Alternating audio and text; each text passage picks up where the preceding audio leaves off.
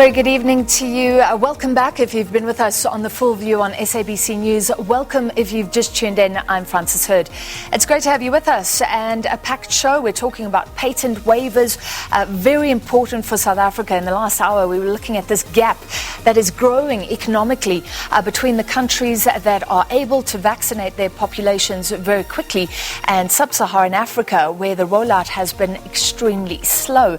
Also looking at the situation in the Middle East and a lot more. Here are your top stories. Testimony before the State Capture Commission paints a picture of a state security agency that has been ravaged by corruption, nepotism, and a lack of accountability. Pro-Palestinian supporters take to the streets for a second day over the escalating Israeli-Palestinian conflict. Over 2,000 workers at SAA Technical now face retrenchment.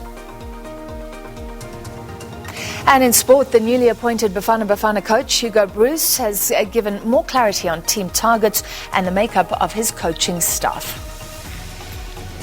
All right, and a reminder of the question of the day in celebration of International Nurses Day today. What is your message of support to our nurses out there? Some of them haven't even been vaccinated. Governments are scrambling to end that part of the vaccination program.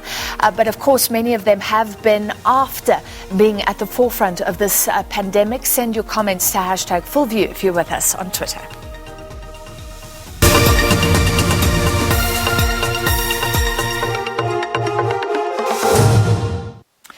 All right, the latest from the Middle East. Israel said it killed 16 members of the Hamas armed wing in Gaza in a barrage today as Palestinian militants rained rockets into Israel. Meanwhile, the United States said it would send an envoy to try and calm the most intense hostilities in years. At least 56 people have been killed in Gaza since the violence escalated, with 6 people killed in Israel.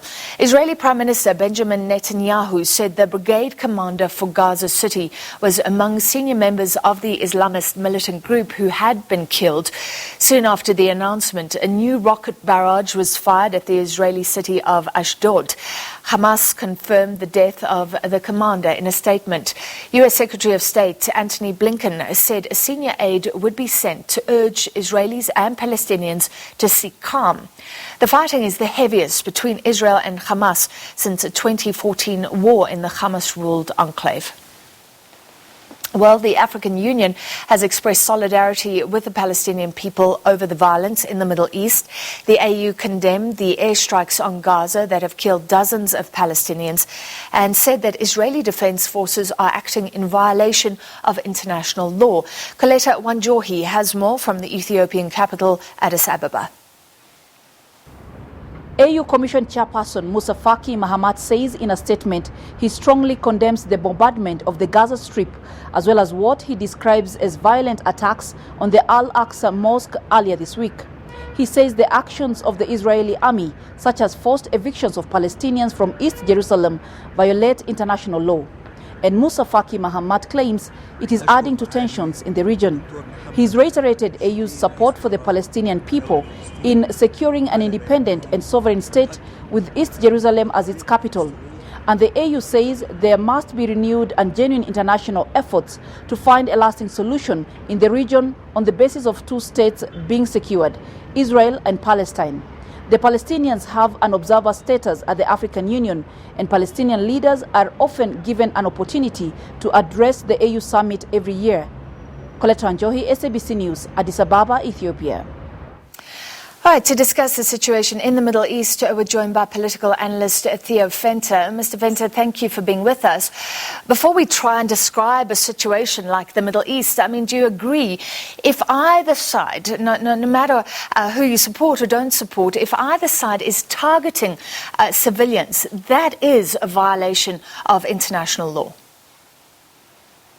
Yeah, the situation is very traumatic at the moment. And somebody once said, you can't turn your back on the Middle East because it will never turn its back on you. So in some way or another, the world is involved in what's happening. And what we've seen over the last 4 years, especially from the United States side, there was a very unilateral kind of approach under the Trump administration.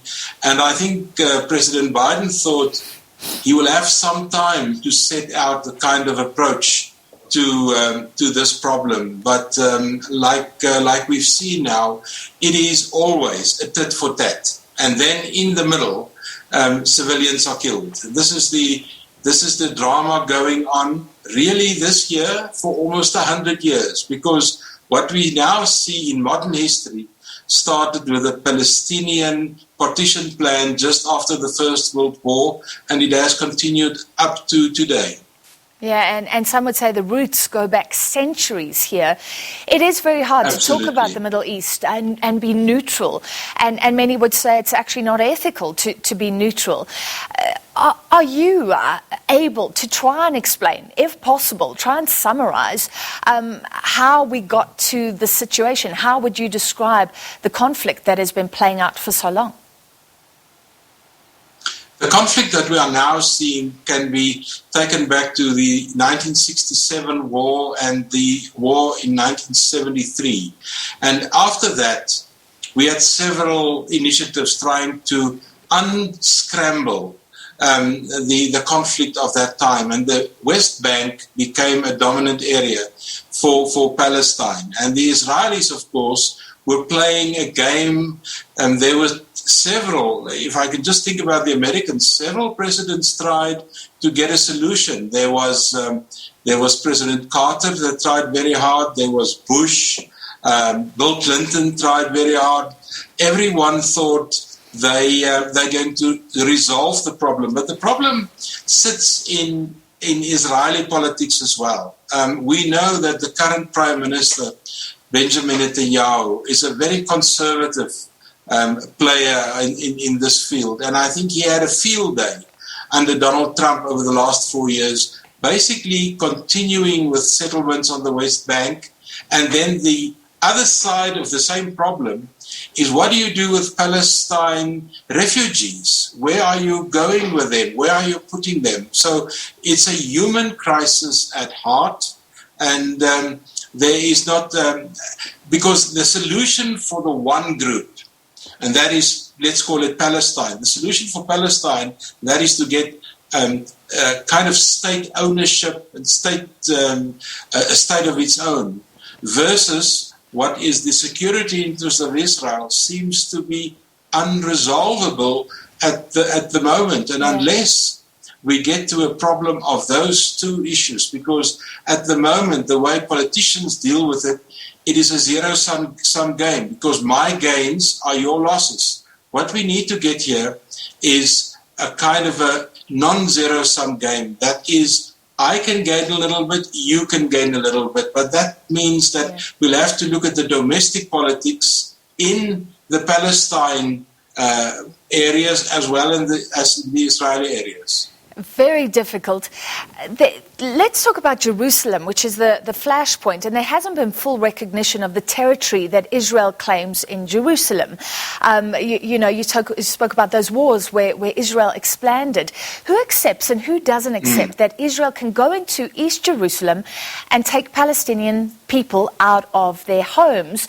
And from Israel's perspective, why are they going in and doing that right now, which I think was the flashpoint of this current situation? Yeah. This was, in fact, the flashpoint this time. Remember, one of the big criticisms over the last 2 years were the American decision to move the embassy from Tel Aviv to Jerusalem, because Jerusalem is a contested area. 3 or 4 global religions have a claim on Jerusalem. It's the origin of Christianity, it's the origin of Judaism, it's the origin and a very large interest by the Muslim community and so on. And that contested area means you have to play a very, very sensitive game. And the moment you start playing politics like the Israeli government is doing at the moment, then of course you're going to get a reaction. And the difficulty in dealing with this, especially from the Israeli side, they react to Palestine aggression or Palestine reaction with kind of 3 times the kind of force that one would basically expect. And that means the whole conflict continues to escalate. And unless you've got control or some form of influence over the state of Israel, you cannot stop that kind of conflagration. And that was what was presented earlier on the war of 2014, when this thing really escalated into a low-scale war continuing for weeks. Yeah. And I mean, finally, South Africa and the African Union, we were just talking about that, they take a pro-Palestinian stance. The US often accused of being pro-Israel, and this is so emotive for many people because it's linked to religion as well. Is there a correct international response here? I think South Africa's position vis-à-vis this whole conflict, of course, is closely aligned with the policy of the ANC. And every time you'll read a policy document of the ANC, you'll see towards the end, when they look at international relations, they will always have some form of solidarity with the people of Palestine. That's ANC policy. In other words, that will also move into our formal foreign affairs and how we will look at the situation. And yes, you're right, the Americans have what can be regarded as a pro-Israeli kind of bias. It was, of course, extremely biased in the Trump years. I think under Biden it's less so. But the problem with America is there's such a huge Jewish lobby in America, and the impact of that Jewish lobby in terms of financial arrangements and trade and so on, I think it's very, very difficult for Washington to take really an objective view on this whole issue. Therefore, we see a continuation of the polarization in that area. Yeah, well, their response right now to send an envoy.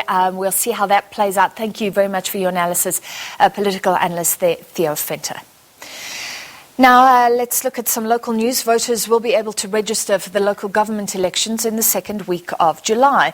This ahead of the local government polls on the 27th of October. The 17th to the 18th of July have been announced as the dates of National Voter Registration Weekend. Due to budget constraints, the IEC will only have one voter registration weekend as opposed to the usual two. But ongoing voter registration will continue during working hours at local IEC offices until the proclamation of the elections. Over 23,000 voting stations around the country will open from 8 to 5 to assist new voters to register and existing voters to check and, where necessary, update their registration details. Meanwhile, the Commission is gearing up for next week's Wednesday's by-elections, which will take place across several provinces. 145 candidates from 29 political parties will be contesting those. Over 300,000 voters are registered to take part. More than 1,000 people who illegally settled on land in Eersterust, east of Pretoria, are against ever being evicted. They say they cannot afford rent. The city of Tshwane has acknowledged that it's almost a year since the land was grabbed and that the city can't remove the invaders anymore. A fight for shelter. A year after the land grab, their fight has paid off. Now there's an agreement allowing residents to stay. We receive nothing from the state except the tolerance of them with us on the land. We don't have any agreement with those invaders. They know that what they have done is illegal. The city no longer has grounds to remove the invaders. If we try to evict them, then it's the responsibility of the city to provide alternative accommodation for them, which resources we don't have. With this reality, the people here might reside here permanently. The community is called Huisie vir Almal, which translates a home for everyone. We believe if we are together, we will not change the environment, to understand, for a better life for all of us. More than 1,000 people have settled on the property. The only assistance they have received from the city is portable water. Huisie vir Almal is home to many women with young children. To protect them, gender-based violence units have been established. They've also set up solar streetlights, but there are limitations to who can live here. You must have a family, and you must not have any property on your name. And you must be also a victim. They don't have any place to stay. They want the city to formally register their stands to secure their title deeds. Another plea, bulk services like sanitation and electricity. From there, the building, we will do it. Where would money come from? So we'll do this assessment, and when we are ready, then I'm sure in the future that area will form part of the areas, the informal settlements that have to be formalized. As people in the new community find their feet, they claim that their ward councillor deliberately ignores them. He was supposed to look after our community, and he doesn't do that. If you need him, he's never available. He was never here to see how does his people, because this place is his people. He doesn't even come and say how do they live. That is not true. Firstly, that nobody's had an opportunity to speak to me, and I was not. There was no formal, there was no meeting request or any conversation that was requested with me. For now, these residents have a reprieve. Whether they remain depends entirely on the city of Tshwane. Patricia Fasagi, SABC News in Eersterus, Pretoria East.